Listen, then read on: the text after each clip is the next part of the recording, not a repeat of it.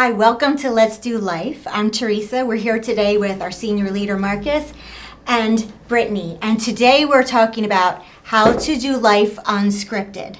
So what that means is what happens in life when things start going differently than what your ideas were, than what you had planned. So obviously it's good to have goals. It's good to have ideas about your life. But today we're going to talk about navigating through those seasons of life when it's like you're driving down the road and suddenly you're in these tight turns and you're in scenery and territory you've never been in before. And we're recalculating. So each of you are going to tell me an experience you had doing that and some tools and some keys of navigating through those types of experiences. So Brittany. Yes. Tell me about a time in your life where you felt like life went unscripted for you. Okay, for me, I would say right after I graduated college, life got a little unscripted. When you're going to school, it's always okay. What are you going to major in? You go to your classes, then you graduate college, and okay, you should get a job in that field. And for me, I was like, oh, I don't really want a job in that field. And so I was like, okay, I'll do grad school. That's the next, thing in line in my mind. So I tried that, and then I realized I didn't really want to do that either. And I was like, what is going on? Nothing I'm trying to do that I thought in my plan was working. And I was like really upset. And I felt horrible. I actually felt like a complete failure because this is what I thought you did. You go from high school and then you go to college and then you get a job in that field. And now I was like, what do I do? So I didn't know what to do. And I started talking to some people who had more life experience than me and really learned the value of trying new things, even though it didn't seem like what I thought before. And then obviously God just had a totally different plan for my life, and I had to learn to trust Him in that process.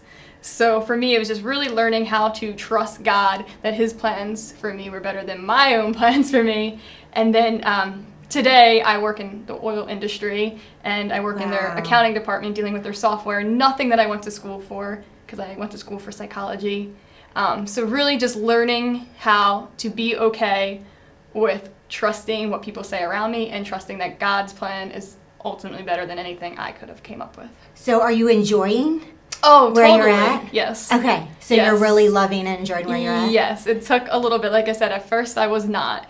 I was like, this feels horrible. This feels like I'm a failure because I'm not using my degree for what I thought. And but the further and further I get from that place, the more I can see, okay, wow, God is using that, and God used that, and God did that there. So even though it felt wasted for a while, nothing was wasted.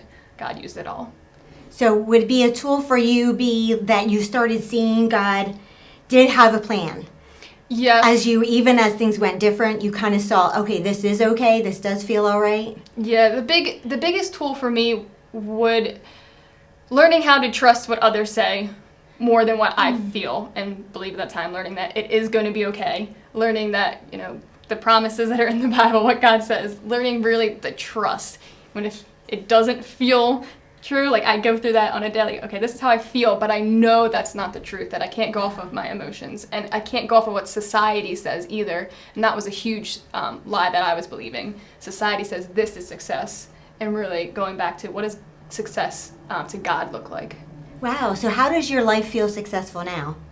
My life feels successful now because I'm not, one, the stress is gone because I'm not trying to perform. I'm learning more who Brittany is and my identity is. And before, I was really driven by performance. This is, what society says I should do. This is what I think I should be doing. But it wasn't really me, and it wasn't really what my purpose that God created me for. So there was stress because I was doing something I wasn't created to do.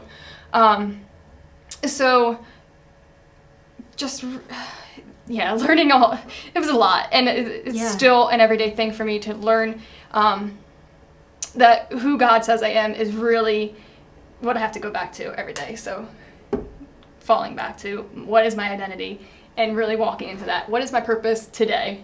How can I impact the workforce today? And really just lining that up and not going too far ahead and not, yes, I still have goals, I still have plans, but learning that it's okay if they change and learning that God, no matter what, His plan is going to be ultimately better. Yeah, I've seen you actually really embrace that kind of mindset and just do amazing at going with God's plans for your life in the past few months and years. Like, you've really been able to flow with that. And it's been amazing to see you thrive. Like there's a joy coming out of you. Thanks. So, Yay for Brittany! do you ever feel like regret about your college degree or anything? Or how is God helping you to walk through that? Do you see God, he still had a plan for that? He still had a purpose in that? Totally. He definitely had a plan. There were connections that I made through college that are still there and that God has used in my life. Also, just because I'm not using that actual degree for psychology, I still need my bachelor's degree for the job I hold right now. So just that in itself is getting used. So sometimes I can kind of, oh, well, I wish I would have went for business. I wish I would have went for accounting. But really just stopping and saying, no, you know what? I had fun in college. I got to enjoy what I did, and God's using it anyway. So I'm getting free business college at work. Yeah. And I also had, my College of Psychology before. So I get double the degree is how I look at it. And really just seeing things from a more godly perspective than a more earthly one is how I deal with if regret tries to come in there. But for the most part, I've been able to see how God's used it and just go back to that and just look at the testimonies throughout my life. Yeah. I love how you are defining success in your life. Yeah. Yes. So how does this feel in your connection with the Lord? Like, how do you feel now that you're in a place where you feel like, this is a good fit for me? Mm-hmm. How does that affect your connection to the Lord? For me, it's a great testimony.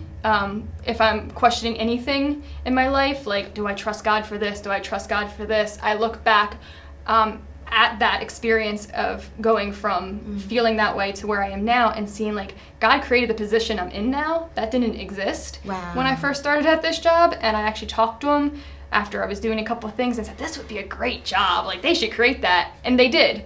And I was like, wow. So that's just a testimony that a relationship that God and I have, like, we built relationship in that time where I was able to see, like, look, I love that. God, like, I told you the dream in my heart, and you were like, yeah, let's do that. And so I really got to see how God totally does hear me, totally does want the best for me, and totally does use all the things in my life. So for me, like I said, even if something completely different is coming up that's, I'm worried that, I don't know, whatever I could be worrying about, I just go back to, like, I have that as one of my core testimonies that I can go back to and say, no, I know that God knows and hears my heart, and I know that he uses everything for good. So what I'm hearing from you is, you said God even created a job for you? Yes. So what I'm hearing from you is that even when things go off-roading, that he's actually creating something that you couldn't even imagine, something so good that's overwhelmingly, like, blow your mind good. Yes, exactly. So we could be excited. Yes. When our lives look really different than what we thought. Yes. It's a time to be excited. Yeah, okay, awesome so coming. Thanks everybody for watching. We'll be right back. Hi, I'm Janine with Kids Club in Mighty Hands. Our children learn to recognize God's voice and discover their rock-solid identity as sons and daughters of the King. Parents, we encourage you to bring your children on Wednesdays from 6:30 to 8 p.m. Kids Club welcomes kindergarten through 5th grade, while Mighty Hands welcomes 6th to 8th graders. While your kids are having fun, we invite you to do the same by joining our midweek service teaching beginning at 6:55. We have so much fun enjoying, loving each other, our children right where they are, ministering, encourage, and transition as they grow. Come follow us on Instagram at WordLC Kingdom Builders and champion our world changers. Hi everybody, welcome back to Let's Do Life. Today we're talking about doing life unscripted. How to navigate through seasons of life where we're in places where we've never been before, don't even know what to do. So Marcus, you get a gold medal in doing life unscripted. Heard so many stories of your life, so I know you have to narrow it down. But do you have an experience in your life where you felt like life went unscripted for you? I'd like to answer it maybe in a little different way, if that's okay. I find that as a kid, a lot of things start becoming unscripted and we don't recognize it. And I have memories in my life where, my parents were missionaries in South America, and we would have to do a lot of things we didn't like. And the question always, when we had to go to certain places, do certain things, we always had this doom attitude. Like, it's going to be horrible, I don't want to do that, that kind of thing. Mm-hmm. And my parents would say, it'll be fine, you'll like it. And we go, no, we'll hate it, right? So then we'd go there, and we always liked it. And we'd come back and be like, oh, this is great, this was good. And my mom and dad would always say, you see, you always say it's bad, and it ends up being good. It's unscripted, right? And I think it comes from a lot of areas, like certain toys that you play with, or certain people that you visit, or certain kids, or whatever else. Your idea is it's going to be bad, and in the end, you're surprised in a positive way. And over time, you learn as a kid to trust your parents. You learn to trust them, to the point where I learned to trust my parents in the place where I graduated high school, and I had no idea what I was going to do. And my parents said, why did you do business? You're really good with money, with the allowance that I got. But they saw things in me. Your allowance? And so basically what happened then, I said, okay, I'll do business. And I went to school to do business, not because I thought it was a great idea, because I trusted my parents. If they think this is something I'm going to do, I will do. So again, totally unscripted. And by the time I graduated, again, okay, what do I do with my life? I lived in South America for 19 years, so what do I do now? And when I went to Germany, then lived over there, and I hadn't really met my grandparents or anybody by then, so I have a total unscripted life over there. But I've learned over time how to deal with life unscripted in such a way that I don't know how it's going to look, but I got to trust.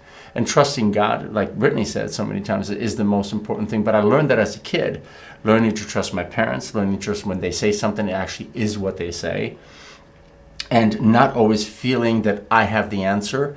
And there is sometimes this rebelliousness in you that you go, I want to do it myself. And if in a healthy parenting, what happens is they will give you the ability to do those rebellious moments because it's so necessary that you end up being the one actually learning responsibility.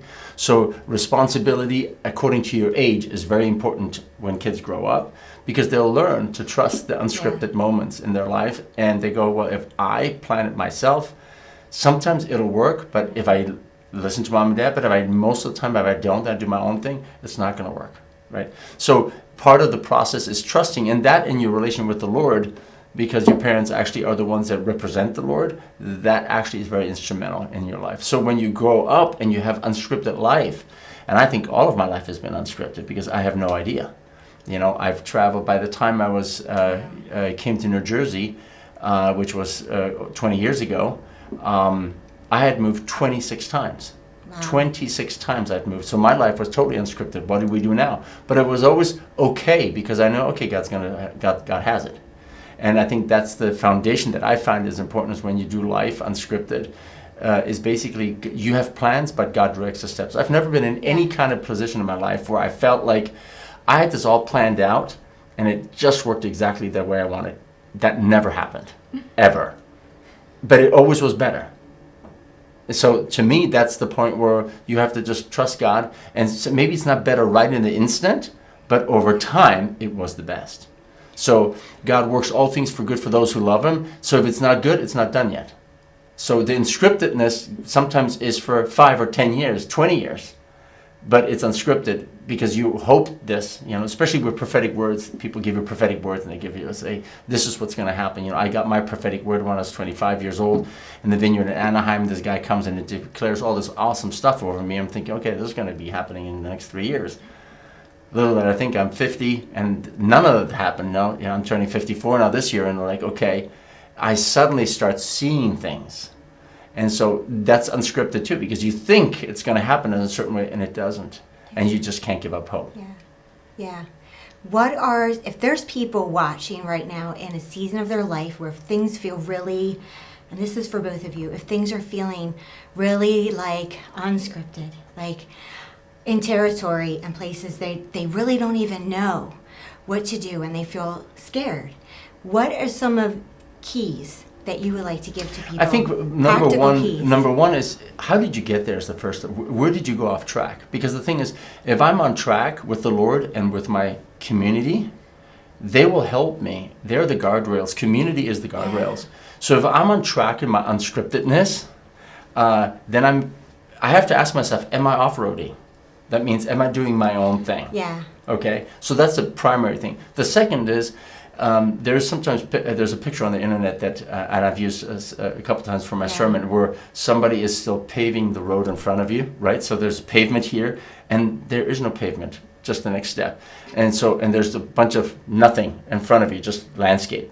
So unscripted is, I'm walking here, but I have to pave my road. And your community and your tribe is supposed to be walking alongside you, and they're going to help you because it's your life. They won't pave it for you, but they'll help you alongside. Yeah, because that's a good point. We can be off even the course that God has for us. Yes. Or we can be on a wild course that God has for us. Correct. And our community helps us discern that. Yes. That's really good. And Brittany, you've cultivated amazing relationship with the Lord through the things that you've walked through. What's a key that you would like to leave people with?